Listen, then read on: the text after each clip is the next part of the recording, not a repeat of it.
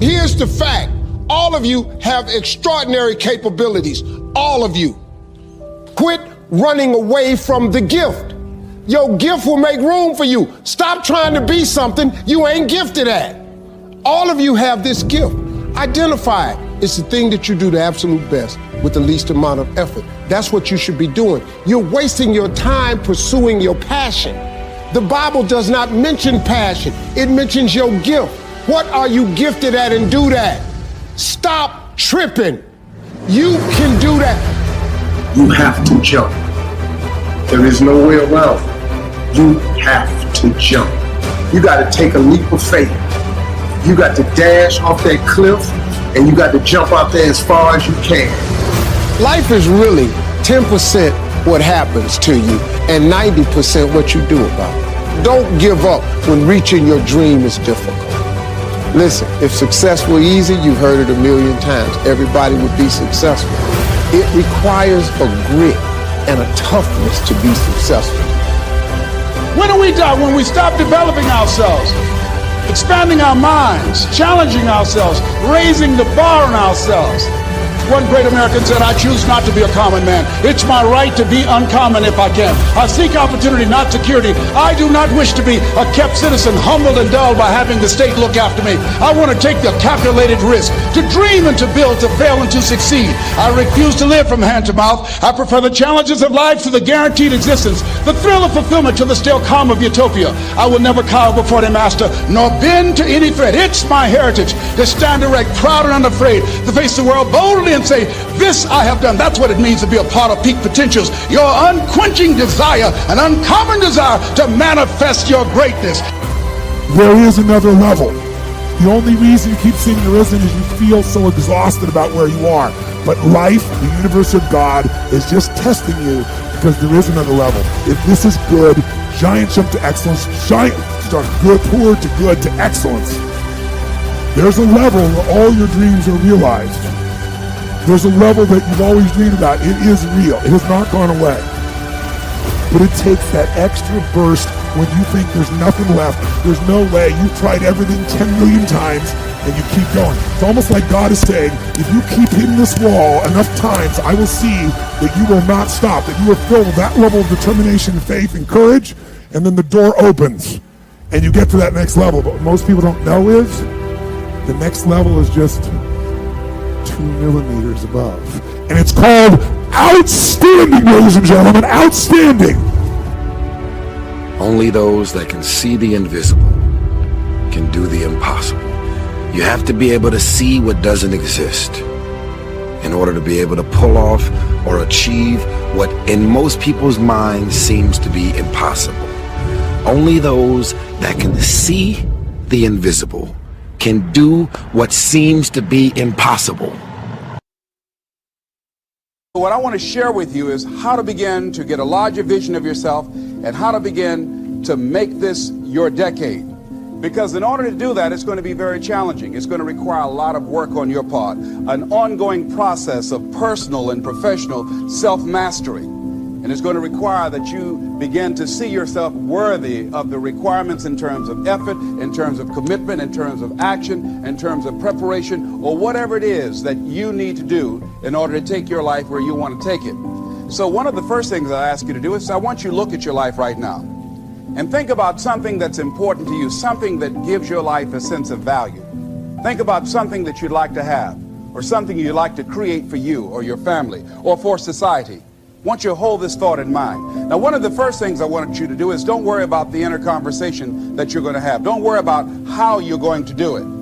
That's going to come. You're going to develop a plan of action. You will find the way. You'll become the kind of person that can attract the people, the resources, and everything you need in order to make that become reality. But I want you to be mindful of your inner conversation. That inner conversation, ladies and gentlemen, is the reason that most people take their greatness, take their ideas to the graveyard with them. You know, the wealthiest place on the planet, a minister said recently, and it was so true, is not the gold mines in the various areas of the world or the diamond mines. The wealthiest place on the planet is the graveyard. Because in the graveyard we will find inventions that we never ever were exposed to, ideas, dreams that never became reality, hopes and aspirations that were never acted upon, because most people allow that inner conversation, for whatever reason, to keep them from ever pursuing their goals. So let us begin to look at what's required in order to make this our decade. Why is it that most people don't ever reach their goals or live up to their true potential? One is fear. And there are only two kinds of fears that we're born with: the fear of falling and the fear of a loud sound. All other fears we learn, like the fear of failure. The next is the fear of success. That's one of the major challenges I had to deal with. I was working on a major project, and after it began to grow and it was extremely successful, I panicked and I walked away from it and gave it to someone else because I didn't believe that I could handle it. The other thing that keeps most people from reaching their goals is that a lot of people become comfortable. They stop growing. They stop wanting anything. They become satisfied. They stop looking at ways in which they can improve themselves. They stop putting things in front of them. I was reading something by a great man, George Bernard Shaw, and he said something to the effect that to have succeeded is to have finished one's business on earth, like the male spider who is killed by the female spider the moment he has succeeded in his courtship. And he goes on to say, I like a state of continual becoming with a goal in front and not behind. The other thing that keeps us from reaching our goal is not feeling worthy. That's where a lot of people get stuck. Because see, when you don't feel worthy of your goal, you will begin to unconsciously engage in self-destructive behavior, like procrastinating, constantly putting things off, squandering your time, and that's what life is made of. Something else that keeps us from reaching our goal, and that is many times because we spend so much time complaining and blaming everybody or everything. They might moan and groan about their job. I'm sick of this job. I'm sick of you.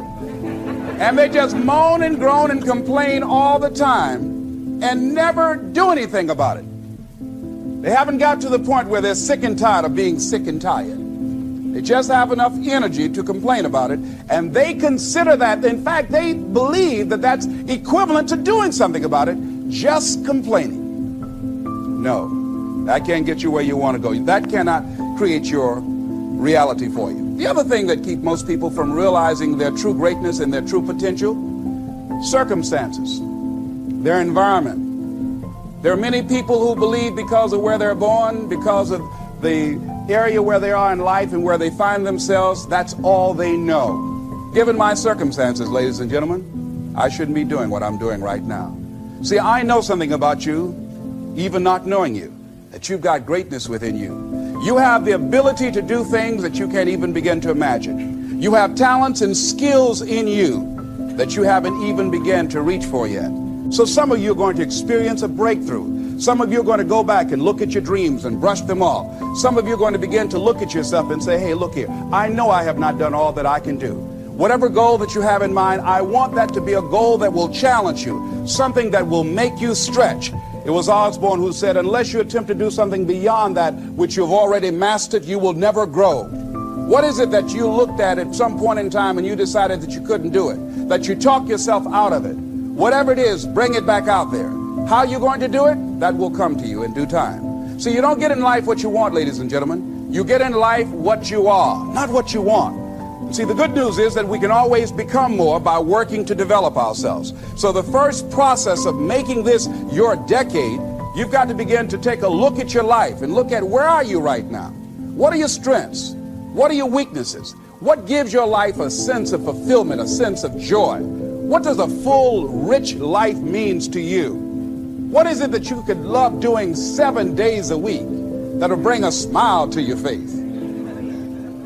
Think about that. In all the areas of your life, your professional life, your personal life, your family life, your spiritual life, what is it that you'd like to have? Once you begin to determine that, that takes you to the next step.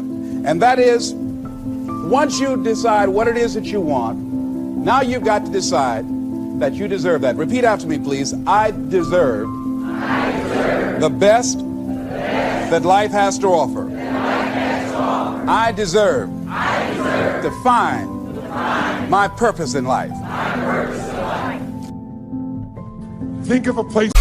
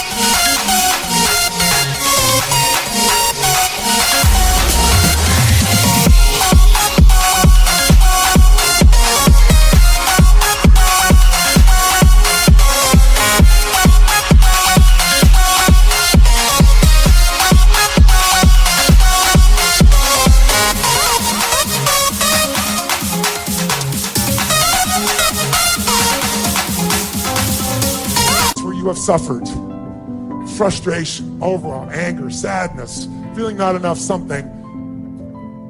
And what if there was a quick way to end it? Here's how that can be done in a matter of moments. First, you only suffer because of what you focus on. You're focusing on one of three things. 3 words you want to remember going forward: loss, less, or never. If you're suffering, it's because your brain believes because you did something to me, or the government did, or the company did, or the other employee did, or I did something, or because you didn't do something, or I didn't do something, I have lost something. Lost love, lost time, lost energy, lost respect, lost significance, lost anything. The illusion of loss makes us suffer. All you've lost.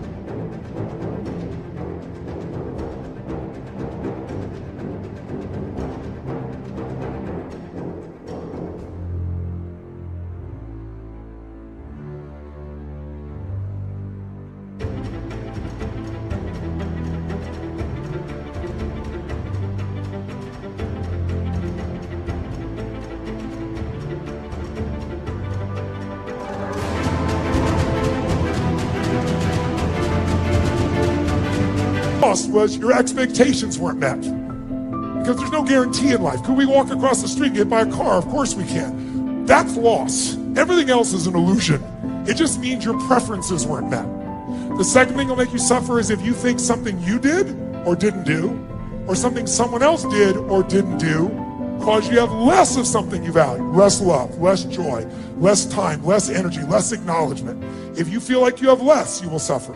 And the third one, and the worst one, is if your brain starts believing that you failed to do something, I failed to do something, or you did something, or I did something, that means I will never have that love, have that joy, have that success, have that acknowledgement, have that freedom. When our brain believes we've lost, or we have less, or we'll never, we suffer. And all those are illusion. The way you get out of it is really simple. You're never going to go from suffering to joy.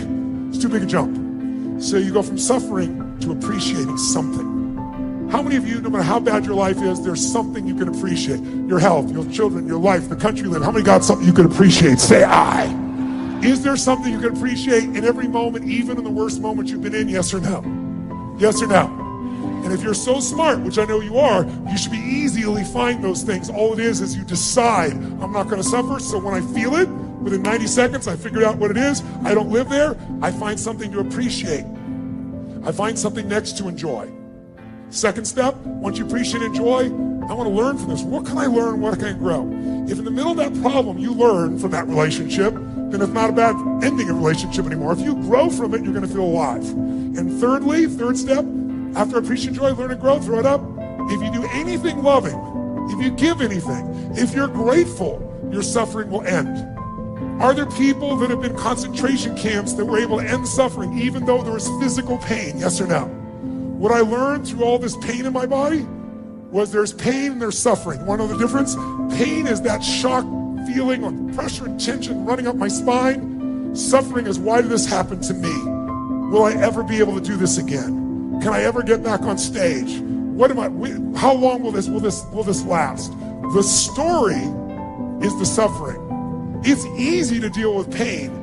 It's the suffering that makes it so hard. Raise your hand if you follow what I'm talking about here. Say I. So I'm going to give you one technique right now. We'll do it really fast so you know it works. Shake your body out. In fact, right now, develop a quick pattern. I want you to make a move that if you made that move, you feel strong instantly. Just try something. Make a strong move of some sort. Make a move. Make a move. Make a move. Make a sound when you just shout the word yes when you make your move. Make your move. Say yes. Say yes. Say yes. Now here's what I want you to do. How many of you have a situation either at home or in your work environment where there's some unfinished business? Where there's a situation with a person or a situation that you need to handle and it's stressful inside when you think about it, so you try not to think about it, you do other stuff. But it's got to be handled and you've not handled it. How many got an area where there's some suffering like that? Raise your hand nice and high. Let me see. Virtually everybody. Good. Think of that situation that really bugs you and really think about how it really feels if you really let yourself focus on it. And feel what that suffering will be like. And I want you to pick something that on a scale from 0 to 10, where 10 is total suffer and 0 is no suffering at all, that's in the 8 or above range at least. 7, 8, 9, 10. Don't pick a little one because you won't notice in this quick moment enough for you to feel it. I want you to feel a difference. How many got something that needs to be handled, you've not resolved it, you're either pissed off or you feel hurt or you feel worried or you're concerned and you've not handled it and you put it off and it needs to be handled? Raise your hand if you got, and the pain of it is, if you focus on it, is 7, 8, 9, or 10. Let me see your hands. Awesome. Here's what I want to show you. A group of scientists discovered something about 20 years ago that's amazing. If I measure your brain waves and your heart waves, your EEG and your EKG, you've probably seen them on, on medical pieces. They look very jagged when you're stressed. They don't look anything alike. Your brain waves and your heart waves. But if all you do is put both your hands on your heart, try it now, and you physically feel your heart. See the example I'm giving you? So this is frustration. You can see they look nothing like each other.